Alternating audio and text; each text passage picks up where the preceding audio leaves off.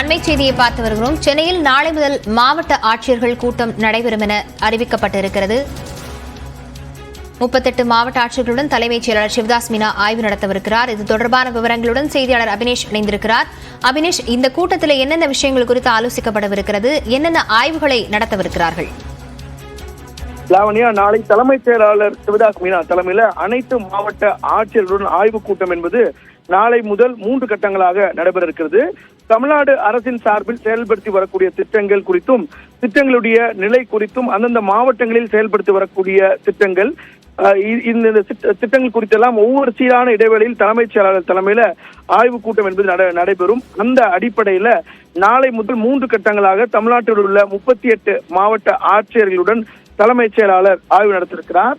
முதல் நாளான நாளை தலைமைச் செயலகத்தில் நாமக்கல் கவிஞர் மாளிகையில் காலை 9:30 மணிக்கு சென்னை, செங்கல்பட்டு, காஞ்சிபுரம், திருவள்ளூர், திருவண்ணாமலை, வேலூர், திருப்பத்தூர், ராணிப்பேட்டை, விழுப்புரம், கடலூர், தஞ்சாவூர், நாகை மற்றும் திருவாரூர் ஆகிய மாவட்ட ஆட்சியர்களுடன் ஆய்வுக் கூட்டம் நடத்துகிறார். 13ஆம் தேதி கள்ளக்குறிச்சி, அரியலூர், பெரம்பலூர், சேலம், நாமக்கல், தர்மபுரி, கிருஷ்ணகிரி, கோவை, திருப்பூர், ஈரோடு, கரூர் மற்றும் நீலகிரி ஆகிய மாவட்டங்களோட ஆட்சியர்களுடன் ஆலோசனை நடத்துகிறார்.